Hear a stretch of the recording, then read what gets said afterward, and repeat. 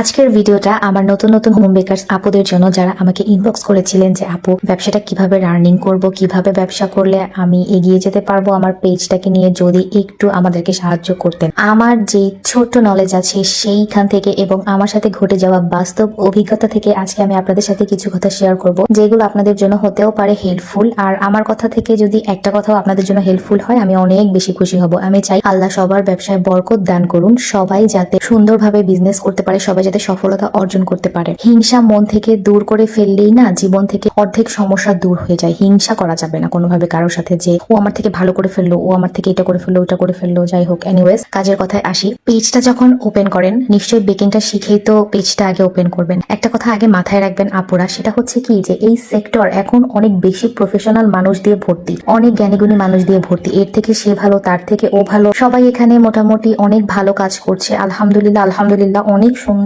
সুন্দর কাজ করছে, অনেক ক্রিয়েটিভ আপুরা ভাইয়ারা এখানে কাজ করছে। সুতরাং আপনাকে কিন্তু ওইভাবে প্রফেশনাল ভাবে নিজেকে তৈরি করে তারপরে এই সেক্টরে আসতে হবে, কারণ এত এত সুন্দর সুন্দর কাজের ভিতরে আপনার আনপ্রফেশনাল কাজ কিন্তু কখনোই টিকে থাকতে পারবে না। প্রথম কথা হচ্ছে এটা।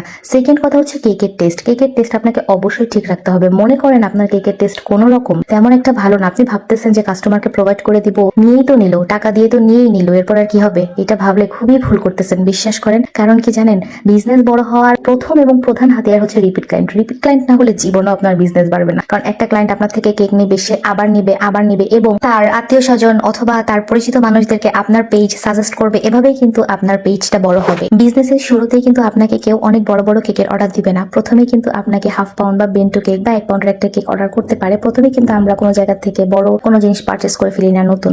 তো ওই ছোট্ট কেকটার মধ্যেও বেস্টটা দিবেন, এটা ভাববেন না যে নিচেই তো একটা ছোট কেক যেমন তেমন করে বানাই দিই, কখনোই ভুল করবেন না। কারণ ওই ছোট্ট কেক নিয়ে আপুটাই বা ভাইয়াটাই একদিন আপনার অনেক বড় ক্লায়েন্ট হয়ে যাবে, অনেক বড় কেক আপনার থেকে অর্ডার করবে, যদি কেকের টেস্ট আপনি ভালো দিতে পারেন। অনুষ্ঠান বা বড় বড় যে অকেশনের কেকগুলো হয়ে থাকে ওগুলোতে নিজের বেস্টটা দিবেন, কারণ ওইখান থেকে একটা হিউজ সংখ্যক কাস্টমার আপনার হবে যদি আপনার কেক খেয়ে তাদের ভালো লাগে। বিভিন্ন ডিস্ট্রিক্ট ভিত্তিক যে ফুড ব্যাংক গুলো আছে বা এলাকা ভিত্তিক বা শহর ভিত্তিক, ওগুলোতে পোস্ট করবেন আপনাদের বিজনেস সম্পর্কে। এতে করে আপনাদের পরিচিতি বাড়তে পারে এবং আপনারা এখান থেকে উপকৃত হবেন। তো এইভাবে ছোটখাটো কিছু টিপস এন্ড ট্রিক্স এর মাধ্যমে আসলে বিজনেসকে টিকিয়ে রাখতে হবে। সর্বোপরি কথা, সৎ থাকতে হবে, আল্লাহর উপর ভরসা রাখতে হবে, তিনি মহান, আল্লাহর কাছে চাইতে হবে, নিজের কাজে ইমপ্রুভমেন্ট আনতে হবে, নিজের কোয়ালিটি ঠিক রাখতে হবে। ইনশাআল্লাহ তাহলে হচ্ছে আপনারা সফলতা অর্জন করতে পারবেন। আমার জন্য দোয়া করবেন, আপনাদের সবার জন্য দোয়া রইল। সবাই আজ সবার বিজনেস থেকে এগিয়ে যাক। সবাই ভালো থাকবেন, সুস্থ থাকবেন। আল্লাহ হাফেজ।